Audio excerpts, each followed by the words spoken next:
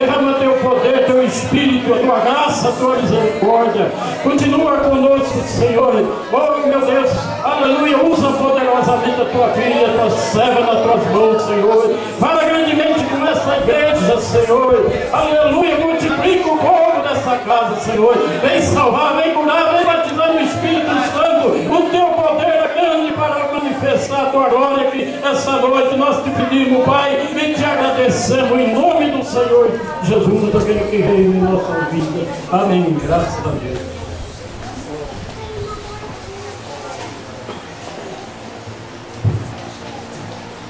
Eu cumprimento a amada igreja com a paz do Senhor. Amém. Os irmãos podem se assentar.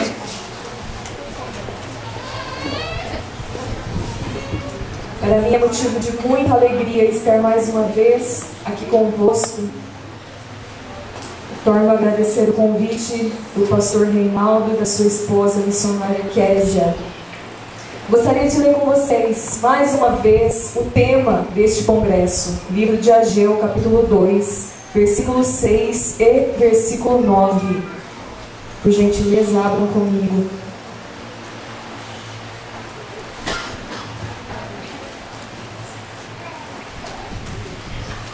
Jesus disse: sem mim nada podeis fazer.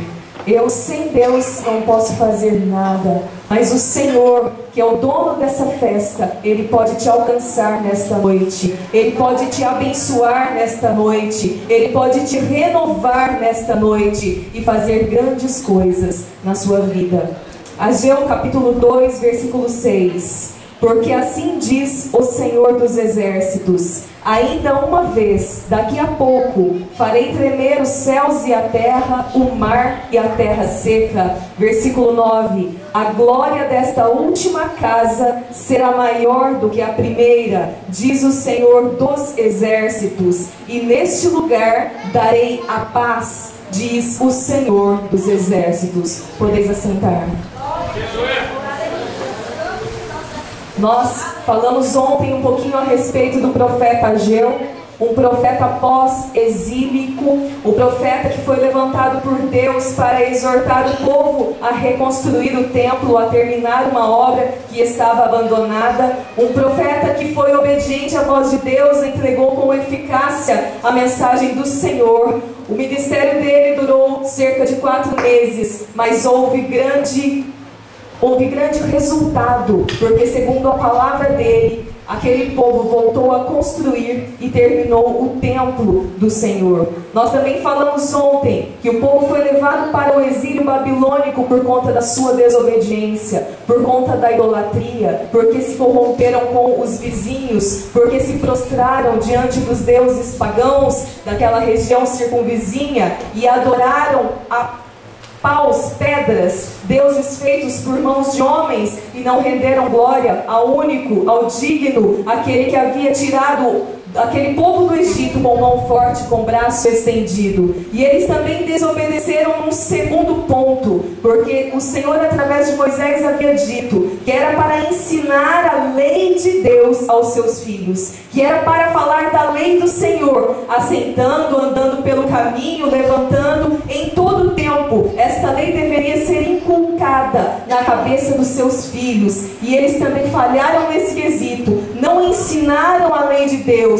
E quando nós vimos lá no início de Juízes, cada um fazia o que parecia reto, certo aos seus próprios olhos, não tinham nem ouvido falar do Deus de Israel e das maravilhas que ele havia feito para tirá-los da escravidão do Egito. Então aquele povo falhou, desobedeceu, e por conta disso veio o juízo de Deus. Foram levados para o cativeiro babilônico, mas o Senhor na sua misericórdia os trouxe novamente. Este versículo 9 é muito conhecido, um dos mais conhecidos do livro do profeta Ageu. A glória desta última casa será maior do que a primeira, diz o Senhor dos Exércitos, e neste lugar darei a paz, diz o Senhor dos Exércitos. Irmãos, o templo havia sido reconstruído, mas não era um templo tão glamuroso, tão bonito quanto o templo de Salomão. E aquelas pessoas ainda estavam um pouco impactadas devido ao tempo de cativeiro. Mas o Senhor prometeu que a glória daquela casa seria maior do que a glória da primeira. A glória daquele templo seria maior do que a glória do templo de Salomão. Porque o que faz algo bonito, algo belo, é a presença de Deus. E o Senhor prometeu que a glória daquela casa seria muito maior. Deus estava se referindo a uma promessa feita desde Gênesis.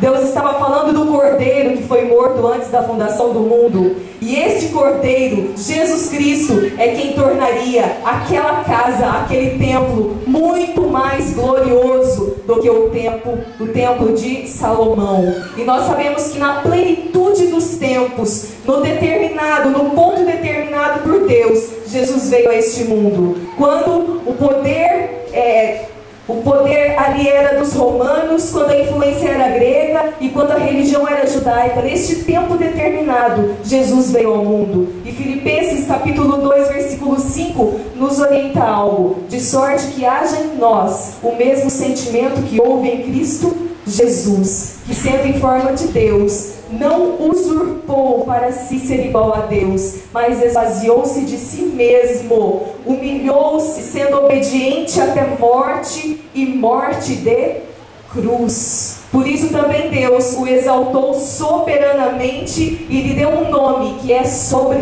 todo o nome, para que ao nome de Jesus se dobre todo o joelho dos que estão nos céus e na terra e debaixo da terra, e toda língua confesse que Jesus Cristo é o Senhor, para a glória de Deus Pai.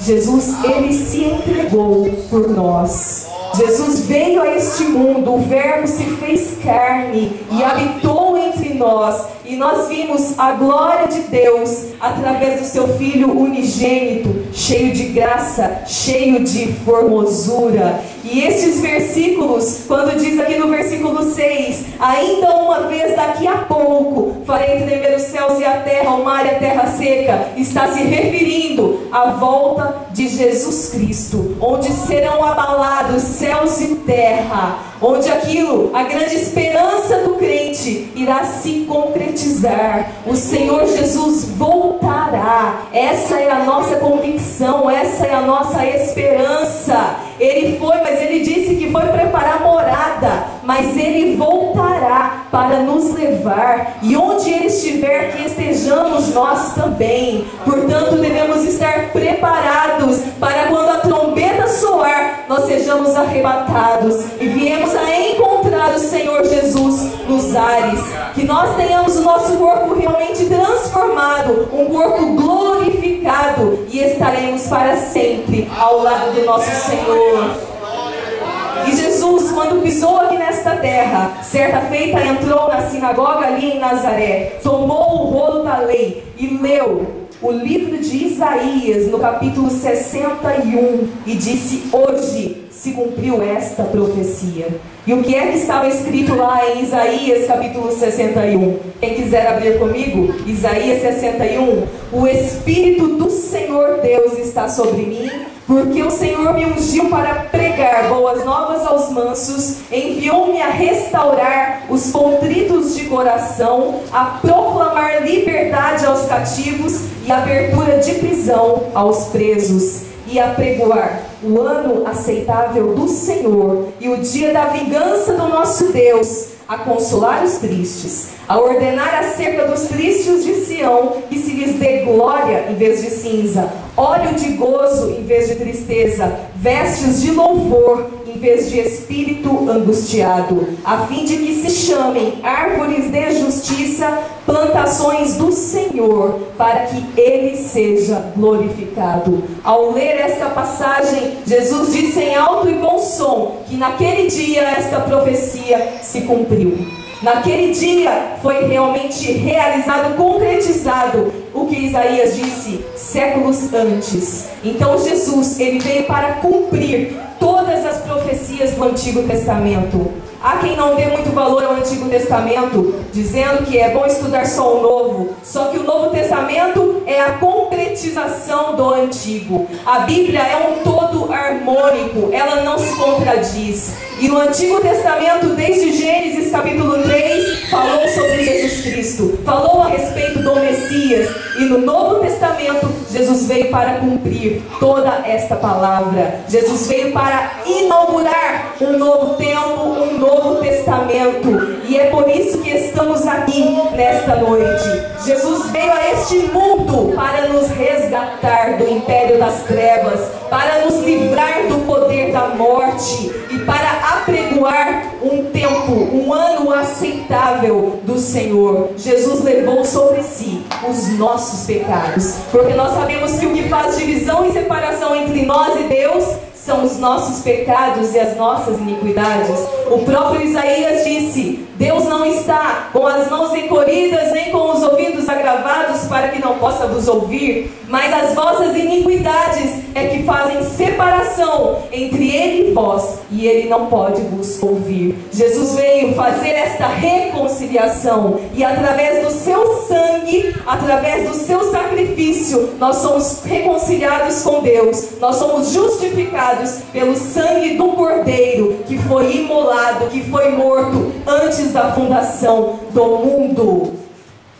1 Pedro 2,24 diz assim: levando Ele mesmo em seu corpo os nossos pecados sobre o madeiro, para que, mortos para o pecado, pudéssemos viver para a justiça, e pelas suas feridas fostes sarados. Então você pode estar pensando, mas o tema da campanha, do evento, do congresso, é Ageu capítulo 2, versículo 6 e versículo 9. E por que ela está falando da vinda de Jesus Cristo?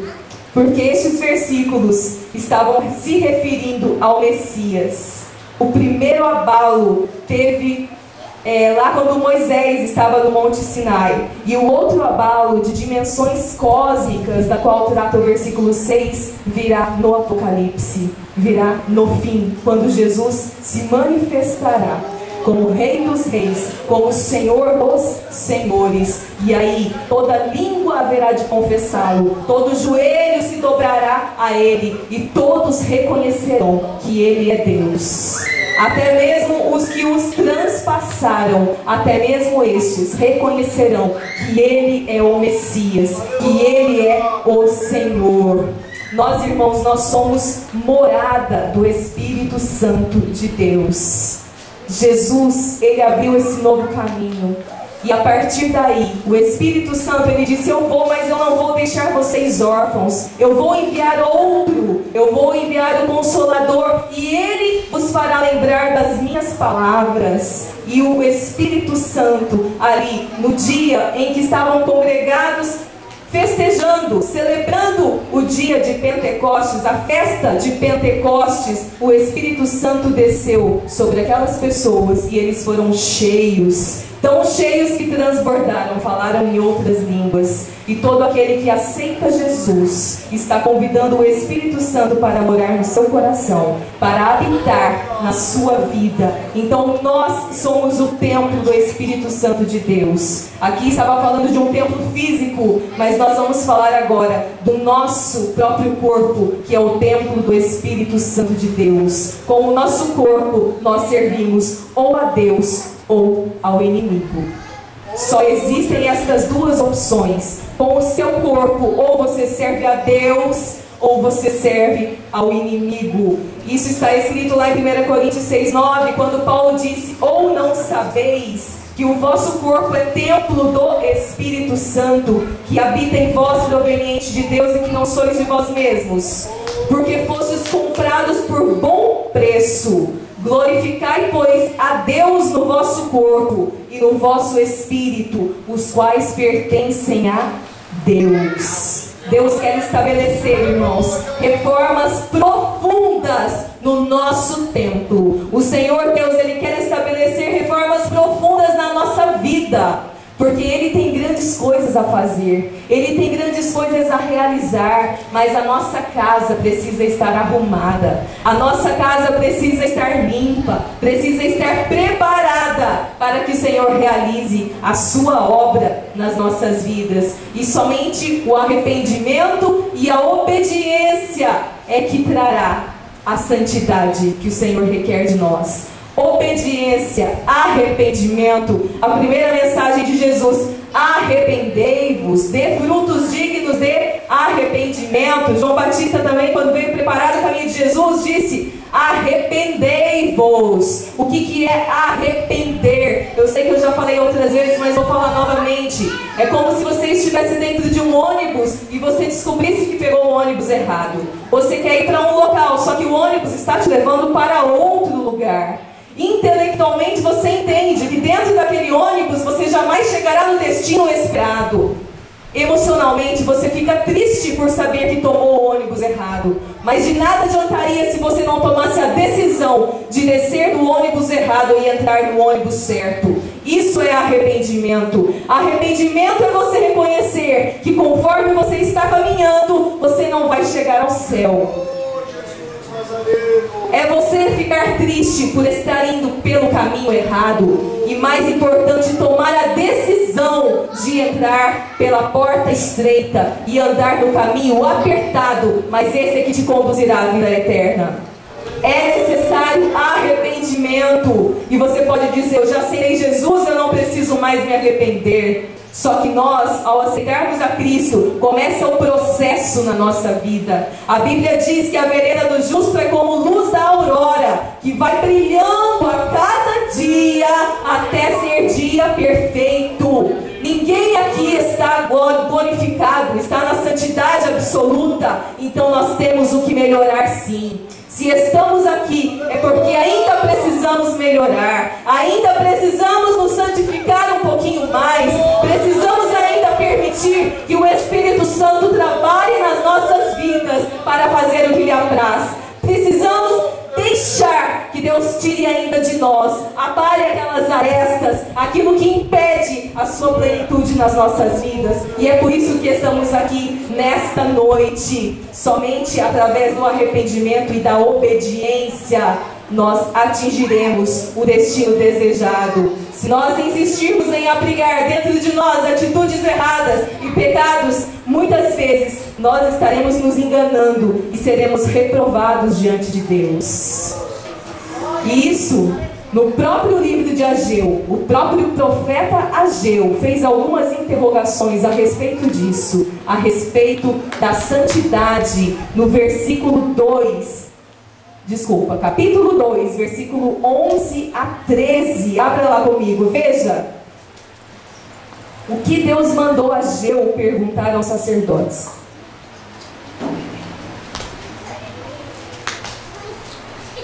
Ageu capítulo 2, versículo 11. Assim diz o Senhor dos Exércitos: pergunta agora aos sacerdotes acerca da lei, dizendo: se alguém leva carne santa na orla das suas vestes, e com ela tocar no pão, ou no guisado, ou no vinho, ou no azeite, ou em outro qualquer mantimento, porventura ficará isto santificado? E os sacerdotes responderam: não. Então entenda, ele disse que se algo santo tocasse em outra coisa, este outro objeto seria santificado? O que os sacerdotes responderam? Não, não ficaria santificado. Agora uma outra possibilidade: e se alguém que for contaminado pelo contato do corpo morto tocar em alguma coisa destas, ficará imunda? E os sacerdotes responderam dizendo: ficará imunda. Então a santidade, ela não é transmitida, mas a impureza, ela é contagiosa. E isso é algo que nós precisamos estar muito atentos.